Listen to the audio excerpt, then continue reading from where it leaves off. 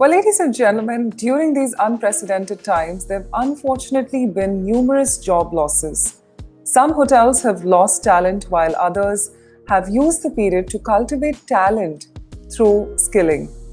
Moving to our first session of the day, let's hear what the experts have to say in shaping the hospitality workforce in a new future. Thanks, Bhavna. Just bring in the session. So there they are. Excellent. Good morning. Hello, Yati. Good morning. Welcome to each one of you. You did a show with us 2 days ago while you were in Mumbai to meet your dad, and now you're back in Switzerland. Yes, absolutely. That's what life is about, isn't it? When did you land? Yesterday? I've landed last night. Started 6 o'clock in the morning working for BW Hotelier. Oh, wow. And I hope the session is going to be fun. All right. This show is going to be fun. All the impressionists who are looking for a career in hospitality, you've got all the ones who are going to train you to become brilliant hoteliers. And you've got, once you're trained, you've got the ones over here who are going to take you in. These are very fine names. They are very reputed names. They are gentlemen of great stock. There are two Fauji's in here. One a captain, Gurmeet, retired captain, and another one a major, all the way from Dubai, from the Indian Army. And then Dilip Puri needs no introduction. He has a lot of introduction, right? So he's headed Starwood, who doesn't know that in India. Now he is on his own. He decided to carve out a niche for himself, and he started the brilliant ISH. You've all seen videos, right? So, and then you've got Kamal Kant Pant. Who doesn't know Mr. Pant? He's the principal and secretary of the IHM Pusa. Great educationist. This institution has brought some of the finest hoteliers.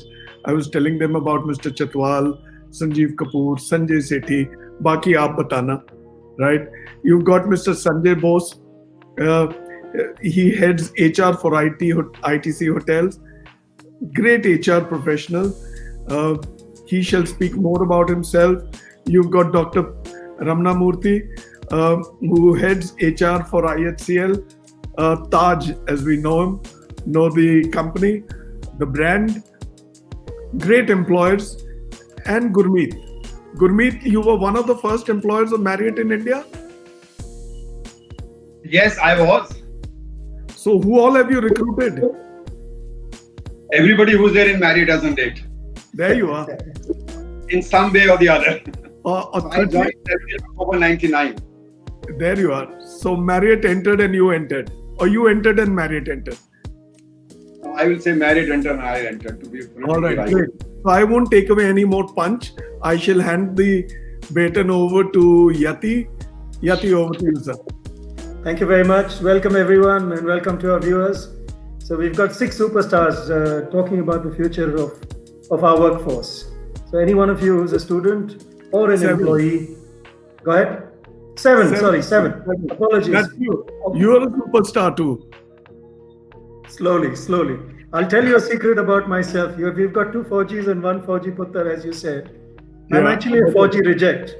I tried to go to the forces, they got rid of me, and that's how I landed up in hotel keeping.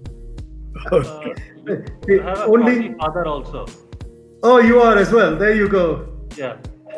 There you go. So we I'm don't even know. I'm also a reject. Absolutely. So I mean, salute to our armed forces. In any case, we are all behind them and we respect what they do for us. But off to our colleagues here, we're talking about the future of the hospitality workforce in India. And I think there's a lot of experience on this panel of global work. So if I look at the profiles of our experts, either they've got education abroad, work experience abroad, or are presently influencing hotels or companies or players in some sort or another in all parts of the world. So I don't believe that we're just talking about the future of India. We're just not talking about the future of our workforce in India, but we're talking to a large extent of where the factory is coming from, and we're going to be the factory of talent globally.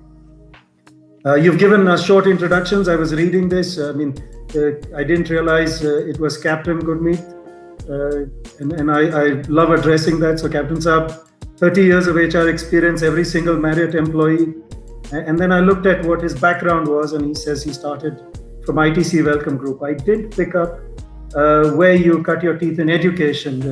Gurmeet, if you can tell us that as well. Did you go to NDA? How did you get into the army? No, I got through the OTS after doing my graduation, which is botany, zoology, and chemistry at 51.3% marks, which was not Awesome. very good. But I passed out in 1979 from Brigade of the Guards. Awesome. So from botany to the army, and then into hotel keeping. And since I was the fortunate one not to get into the loss prevention stroke the security way, and I started my first job in HR in where Sanjay Bose is now at Rama International in Aurangabad, a 75-room hotel. That's where I started my HR career as a personal officer. Fantastic. So there's connections all over the place. Let's go to Sanjay. So Sanjay, just leading you in, please. Sanjay is presently Executive Vice President HR at ITC Hotels. Unmute yourself. Yeah, Sanjay takes care of all the people aspects of ITC. And most importantly, he's talking about change and development within the manpower system there. Sanjay started his life at Taj, so he can talk to us a little bit about Taj. And then has traveled all over with Taj. So he's not just been in India, but he's influenced Taj before his ITC life all over the country's place. So Dr. Ramanamurthy, you've got a little bit of cross connect and some pressure. Maybe he could ask you some tricky questions. But Sanjay is an MBA from XISS Ranchi. And welcome Sanjay onto the game. Thank you, Yati. Pleasure being here. I'll go to an educator if I can. So let's move to KK Pant. Kamal is Principal and Member Secretary, IHM Pusa. We heard about that. He's a graduate of IHM Bhubaneswar. So he's really walking the talk. So those of you who want to know that, here's somebody and what's interesting about Kamal is he's not just on education in India. He created a school out in Nepal and is very, very proud that that's the top end school in Nepal as well. Kamal's been all over Asia with his education experience and also claims he's been to École Hôtelière de Lausanne for a QLF. Welcome, Kamal. Thank you. Dilip Puri, young man, needs no introduction. Dilip Puri, I met as a tall, strapping front office manager when I joined hotel keeping. He promptly kicked my backside and he still continues to do so, but we're dear friends. And more importantly, he's presently the founder and CEO of the Indian School of Hospitality. Dilip has had a great career in hotel keeping. If you see, he started with Oberoi Hotels, but went off and almost damaged every other company that he could find. He was CEO of Duet Hotels, did extremely well there, and that was almost a sunrise sector as far as Indian hospitality is concerned. And then, of course, led Starwood South Asia for several moons. So, welcome, Dilip. I just want to say, Yati, that can I join the bandwagon? I'm also a 4G kid. My dad's also from the armed forces, so even more happy to see my fellow colleagues with armed forces backgrounds here. I've got two more to go. Welcome. Yeah, and so Major Rajesh Chauhan. Major Saab is joining us from Dubai, I believe. Is that right? Yes, Yati. I'm based in the Dubai office with IHG. So Major Saab runs India, Middle East, Africa for IHG. That's a large responsibility. 150 odd hotels. How many hotels do you have? Yes, 166 hotels. 166 hotels. Many geographies. Yeah. How many associates? Well, close to around 36,000 associates. I can't count them on my fingers. This is going to be tough. and more importantly, so many cultures, right? It's not just talking about the Indian culture or the South Asian culture. It's talking about all parts of the world. He's a graduate from the NDA and the IMA, so he's a very proud representative of our armed forces. And has a master's in public administration and personnel management and labor. Postgraduate in personnel and labor. And last but not the least, we're delighted we have a PhD. I can't finish the list of all his educational qualifications, but Dr. Ramanamurthy, welcome. He's with IHCL. Thank you. I'll affectionately use Taj Hotels or Taj Group. Is that okay for you, sir? Fantastic. But before that, he was with Coca-Cola. Was heading HR in India and Bangladesh, and has a PhD in strategic HR, law, coaching, and psychoanalytical aspects of leadership and change. This psychoanalytical aspects of leadership and change is going to be tricky. Bhuvanesh, keep your microphone shut, please. Thank you very much for having me. It's excellent. We've got all of us here. I'm going to fire a couple of technical questions at you, and then we move forward on to other fun sides of it. So, what I'd like to start with is Major Chauhan and talk about COVID. Has COVID resulted in retrenchment outside of India? And then I'll come to the others who are in India, and what do you see around that retrenchment situation? Well, Yati, absolutely the answer is yes. And talking about IHG, I can tell you that many of our hotels around the world, including the GCC, represent individually owned businesses at varying scales. And of course, all of us recognize the challenges that these hotels are facing owing to the COVID-19 pandemic. And despite our best collective efforts, I would say collective efforts here, collective efforts of all stakeholders, and the efforts to protect our hotels and our teams, the impact of the crisis has resulted in historically low levels of business across hotels, across geographies. And of course, this has compelled us to take very difficult, people decisions, including furloughing team members, including having some of them go. And these decisions, are not just limited to IHG. I look at our competition. I look at businesses across hospitality and the service sector, and all of them, unfortunately, have had to, resort to similar decisions. Now, coming to GCC, all of us understand that, there are many expatriates who work in the GCC. Whether in the hospitality industry, the aviation industry, and related industries. And for them, it has meant that they have, of course, been facing job losses. We also all understand that a substantial amount of the expatriates who work in this part of the world are from India. And that has meant that, as there are job losses, of course, Indians have then chosen to go back to the home country.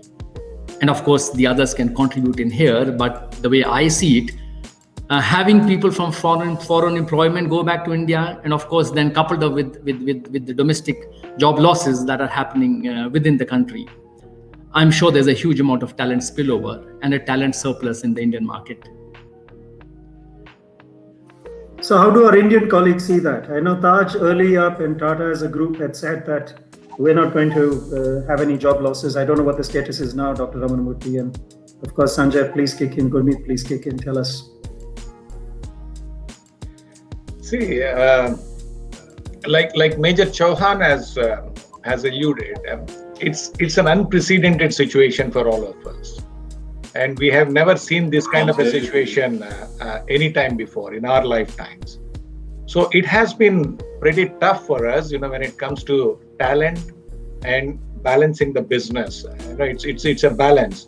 We need to manage the manpower costs as well. And we all know that in hospitality industry, our manpower costs are pretty high. So unless we manage those costs, the survival itself would be a problem. So one thing what we have done very well is redeploying our talent within the Tata Group. As we speak, we have redeployed about 20 of our mid-level and senior executives into various Tata Group of companies. So what we have done is, in March when this COVID struck us, so we sat together along with the ExCom team and created a plan for our manpower costs. How do we manage our payroll and manpower costs is what we did in March. So one of the things we thought was that, redeployment is the best option. Of course, redeploying contractual employees through the contractors, wherever there is work, whether it is in hospitals or somewhere else. And most importantly, when we talk about manpower costs, the biggest chunk of cost sits in the managerial population. So that's where we thought that, and some of the Tata Group companies, we are fortunate enough to redeploy our talent to Tata Consumer Products, for example. So many of those companies are hiring talent. So that's one thing which we have done very well. I think, in order to manage our costs and also to retain talent, this is one thing which we have done. I think, from my perspective, this has worked out very well.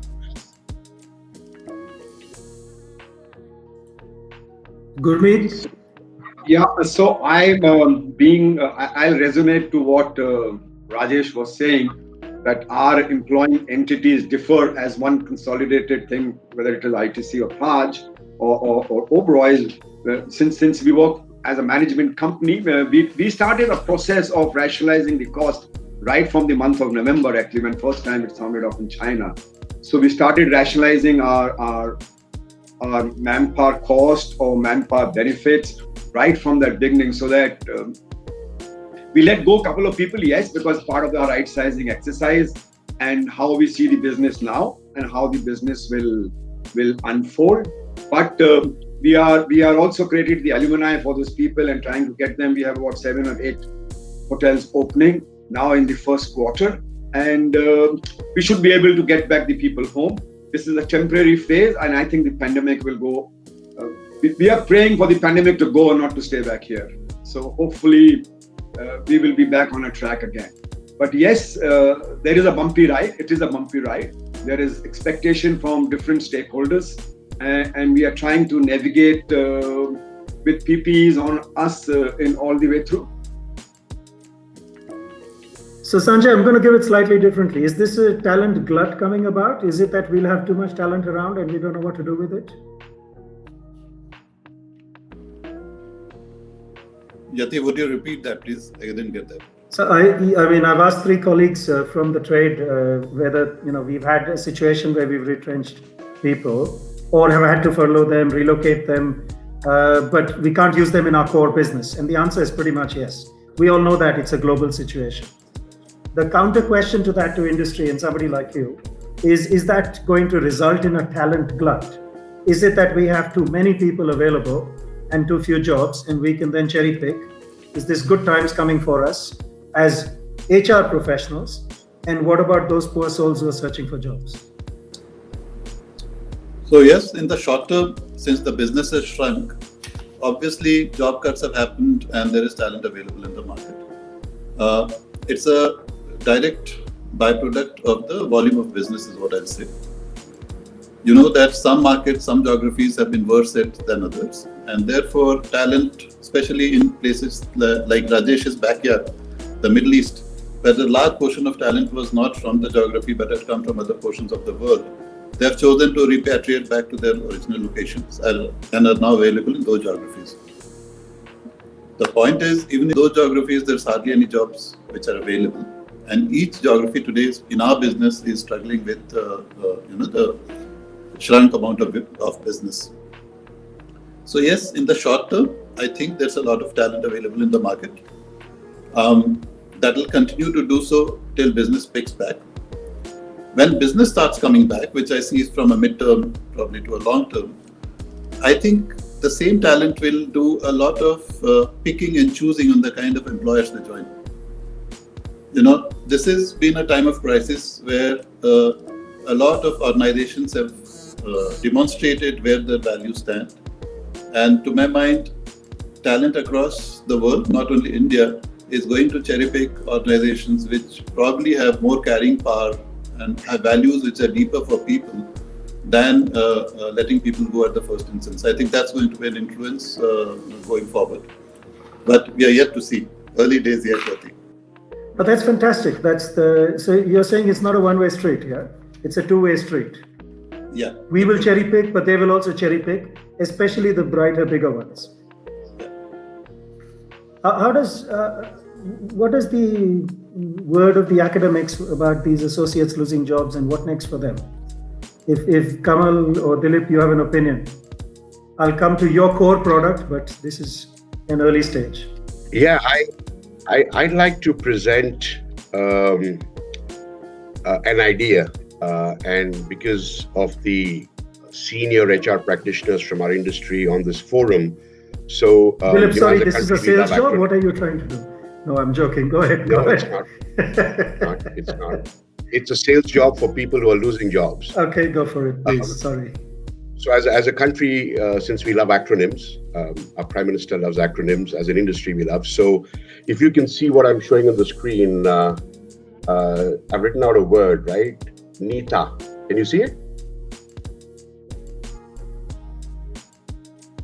Okay. So NEETA, NEETA, the National Employment Exchange for Tourism and Hospitality Associates. What I'm talking about is that all representatives of our industry, whether it is Faith or whether it's FHRA or HAI or the tourism, travel, they're all trying to do things. We've just heard from Dr. Murthy talked about outplacing Taj employees to other Tata companies. I'm sure some of that may happen in ITC. I know the great work Marriott's doing in terms of finding outplacements for many of their associates. But imagine if the opportunity was that as an industry, under an overarching association, every employee who's being exited or furloughed or some way being hit by this crisis gets registered onto a national employment exchange. That exchange could be run by a job portal. It could be created very easily. But every single employee is there. I'll give you an example. Just yesterday, a colleague of mine in Starwood who works now for Walmart, he said they're hiring 17,000 people across multiple levels. And so when I reacted and I said, I hope you're hiring people from hospitality, he says that's a single-minded focus only. They're hiring young students from colleges. They're hiring people who've lost jobs in management levels and employee levels. All the work you guys are doing in your industries, but can you imagine if this can be put out there in terms of a national exchange, allow access to that to all headhunters, all recruiters, all job sites? You will find sectors and industry who otherwise wanted hospitality professionals but never got them. Think real estate, think retail, think aviation. The opportunity for all of these sectors, think e-commerce, where they have a whole database of employees from hospitality who've lost jobs and are able to offer them opportunities, then it becomes a collective effort of our industry and not done just piecemeal by individual organizations as is being done now. So I would encourage our leaders from the industry in HR to look at this. I mean, Puneet is the president of HAI and Nakul Anand is the chairman of Faith. There's some great work happening there. It's largely lobbying government for, financial benefits and other things. But imagine if under that auspices, we can create this kind of database and an employment exchange, how much the people losing jobs can benefit because they're all qualified for jobs in other sectors. And I think it's incumbent upon us as the industry to support them in that. So that's what I wanted to kind of present. And, the industry should take that idea forward. From ISH's perspective, we'd be delighted to partner with the industry to do this. We have the technology to do it, but you can tie up even with a job portal if you have to. So that's the idea I wanted to throw out there, starting off this session, particularly after hearing what our colleagues from the industry had to say.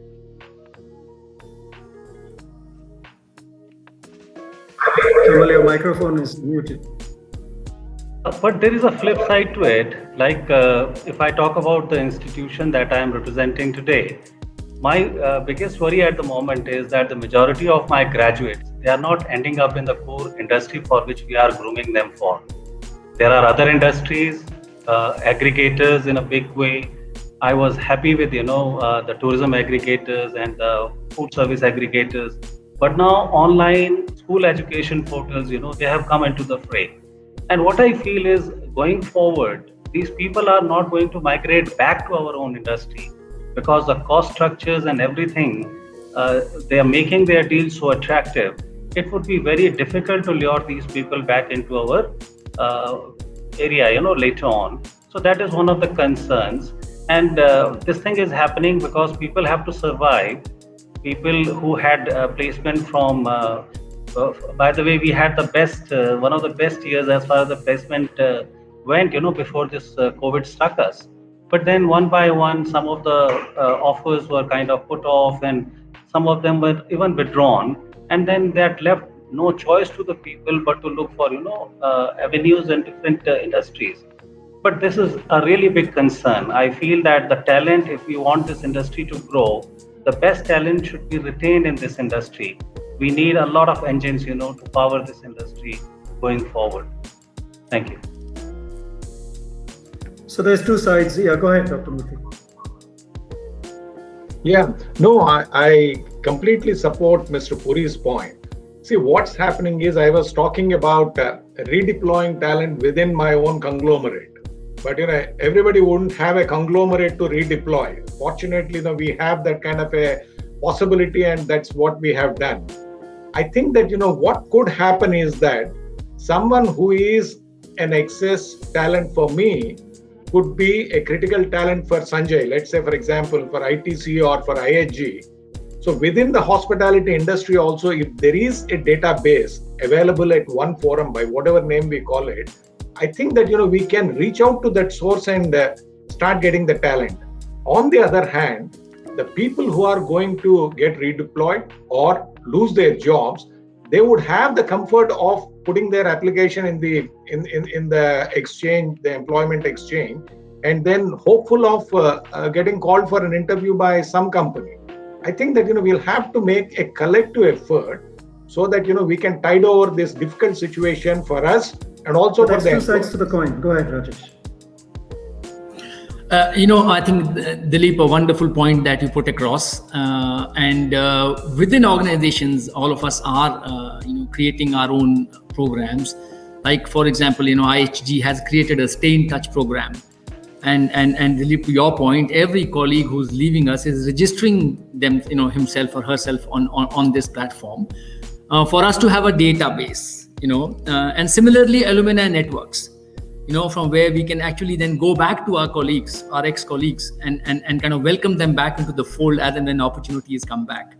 But yes, through the alumni networks, also we are interfacing with other organizations, like the Amazons of the world, like-minded partners, if I may say, to whom we can offer this database of our colleagues, and make sure that they are in good hands, most importantly. But taking it on to the level, Dilip, that you're talking about, I think it's a magnificent. And if I may present the flip side again to what Kamal spoke earlier, historically, we've been a very insular industry. We hire for our industry and they stay in our industry. This is an opportunity to mainstream hospitality. We should not be scared of hospitality educated people going to other industries. We must make ourselves as attractive an industry for them to work in as any other mainstream sector.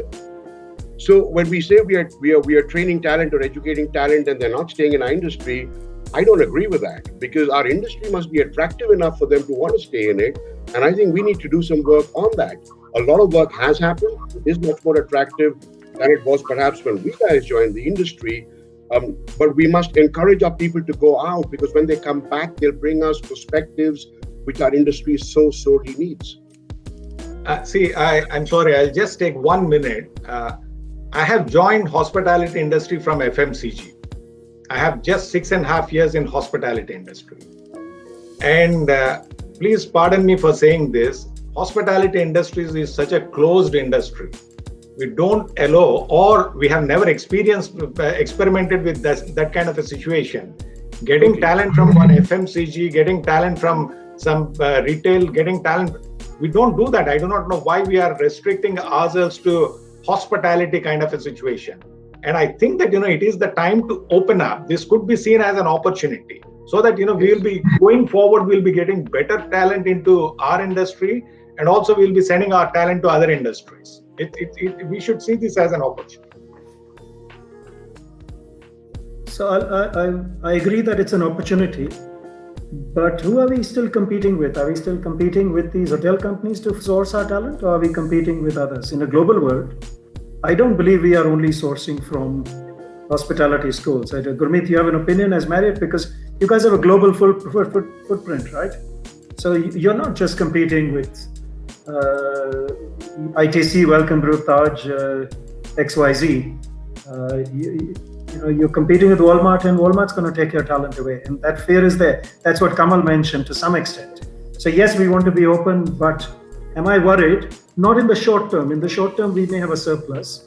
But in the 10-year scenario, we are going to bounce back. and this industry is going to bounce back bigger than you and I can imagine.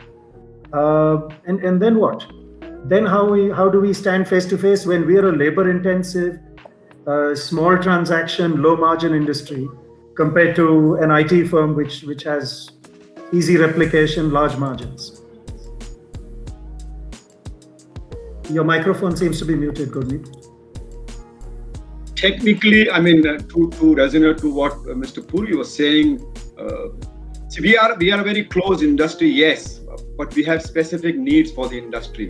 We technically are service professionals. So at the end of the day, we are only providing service. So in our case, the emotion quotient is much more important than labor quotient. We basically, our biggest tool for delivery or biggest tool for differentiation is emotions. Anybody having money can build a hotel, but the only tool of differentiation would be through its service and the culture. So therefore, the industry offers many things for people, and we have to make it more attractive. How we will garner or get the talent. I mean, the institute like run by Taj or by ITC or now by Mr. Puri produces some great people. I mean, you can't have such people produce with such demeanor, such presentation skills, and such knowledge. I can bet they can compete with anybody else in the management schools also. To narrate something, to relate to your question, we are about 21 years old in India. About 16,000 associates servicing about 17,000 room nights in a very tight room to manpower ratio. And over the year, we have created a brand image of international, which is Marriott, which has excelled or become an employer of preferred choice.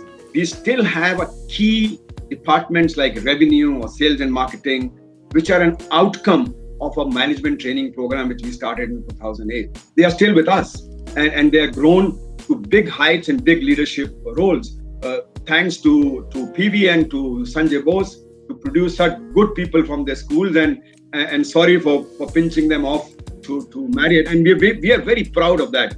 And this year we'll let pinch from Dilip Puri's college also. And that's the reason why we are not diluting our management training program. The second one is pre-pandemic, the industry was booming like crazy. We were short of talent, we were short of room nights, we were short of rooms. The areas were going great guns, the new projects was coming. And I remember in November in 2019, we were planning how we will bring in the talent for the kind of growth we have. Nobody imagined that the talent which was an asset earlier would be turning into a sort of a liability, or we'll be discussing how to outplace them. So the things have changed so far. We had also embarked on two very good initiatives which we had tied up with the THSC, the Tourism Board, and we had signed an agreement with them that we will be hiring 15% through NAPS as apprentice. We had given a written commitment, and we were already embarked on that journey. We also went to a couple of catering colleges in tertiary cities and metros, and we wanted, because where we face the talent is to get the line level people. And we said that we'll own your class. So in 3 colleges, we had signed the agreement. We owned the class from second year. The class was decorated by Marriott Graphics. So we wanted to imbibe the name of Marriott in their mind right when they were in second class. We helped them in their projects. We were helping them in their internship. We were helping them in their mentorship, so that when they come out of college, they see nothing else other than hotels. We will lose a couple of them to other companies, but that's fine. That's absolutely fine. We are losing talent to other industries, not from the college state. The preferred job in the college is still the hotels, followed by digital, and then followed by startups. We graduate about 18,000 students per year. That's one of the principal friends told, out of which about 40% is into the private schools, and the rest is taken by the government. The government does have reservations now. So the people whom they train, like what Kamal was saying, they go back to their native countries and get multiple jobs. So there is no scare of losing the talent to. If you are good, people will come to you. If you provide career, they will come to you. And if you provide the atmosphere, they will definitely come to you. And the millenniums, love that lifestyle, and the industry gives a lot back to the society. And we don't scare. We take it as a positive that there is competition and people are joining in Walmart. But that's a very temporary phase. They have been groomed for hotels and they will come back. The pull through of the hotel is much higher than any other company. So we don't foresee any talent. Attrition rate is just about 23%. So we're very happy about it. Well spoken, well spoken. Coming to the educators. So Kamal, if you can tell us that you are creating talent, right? And we hear about this whole changing scope and scenario with the new education policy coming in. What is the ideal model for India of education? And what's the ideal model that we should give our industry colleagues who are recruiters from us? Thank you, Yeti. Well, India is a very large country, it's a continent, and there is a debate about India and Bharat. I feel, there is India, there is Bharat, and there is Hindustan also. So that is the size of the country that we have. And being an autonomous body of the Ministry of Tourism and taking a view of what the ministry feels about development of tourism in this country, the aspiration is making the size of the industry double in 5 years. I don't know what the COVID is going to play, the role that it is going to play, but there is a very ambitious plan. And then I think if that plan has to come true, then we have to replicate our destination and we have to take our tourism attractions into the remote areas, away from the cities and the tier 2 cities, and these places to begin with are going to be very seasonal. So what I feel is the plan or the model of hospitality education in India, it has to be at different levels. At the moment, what I feel is that everybody is vying for a small niche kind of a space, which is preparing the managers and general managers for the hotel industry. I think that is not going to be sufficient, right? So I have been associated in government institutions for past 10 years. I started my career with IHMs in 2011. And wherever I have gone, vis-a-vis the undergraduate, the BSc degree that the IHMs have, I have made an effort to increase more people at the diploma and the craft level, and leaving alone the skill level, the skill India, the Hunar Se Rozgar and different kind of program. Because hospitality organizations, like any other organizations, are like pyramids. And there is no point in supplying overqualified people to take care of the frontline jobs. So that is, I think, the new education policy, it is going to make it modular. I wish that people have the maturity and the wisdom, as they do have it in the West, that they take the kind of education which they need immediately, and then they start their careers. So they pick up something, assimilate some experience, and then they go back to the institutions to go for the next leg of the knowledge, and then the next, and all that.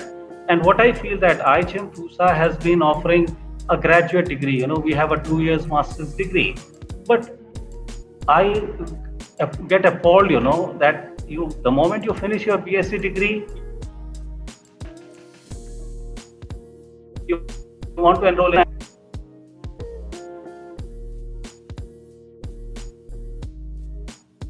go work. Sorry, Kamal, we seem to be having some connectivity issues. Right. So has it come back on now? Please? Yeah. So yes, you're this back. is what I feel could be a very good model. And in terms of curriculum, what I feel is that with the new education policy, I feel we must upgrade to a 4-year degree. But 4-year degree, we cannot do this cooking, baking, and food service all 4 years. What I feel is, I was in Nepal. I was heading the Management Subjects Committee for Pokhara University. I was the chairman of Tourism and Hospitality Subject Subcommittee. I developed a 4-year curriculum for them. So 2 years was like we have in any IHMs. And then we have an industry exposure. And when people come back, then let it be all intellectual skills when they are coming back to the institution, and barring maybe 1/5 of the curriculum dedicated to the department which they are going to join. So I feel that model, and very strongly with conviction I can say, like we have it in the West, Cornell people go, working managers, they go take a sabbatical, go to Cornell for continuing education. People go to Harvard to take 1 week, 2 week, 4 weeks kind of programs. I feel that we have to gear up for providing service to our practicing managers. Because once we graduate them, we forget about them. There has to be a lot of scope for continuing education. Thank you, Yati. Okay, so it's work, study, or study, work, and climb the ladder is what you're saying. So counter question then to industry. Go ahead. Yeah, consolidate what you have learned and then pick up more. And also link it to your phases in life where early on you're a soldier, then you grow through, become a supervisor, and then you become a general. Rather than everybody wanting to be a general from the minute they exit school. Absolutely.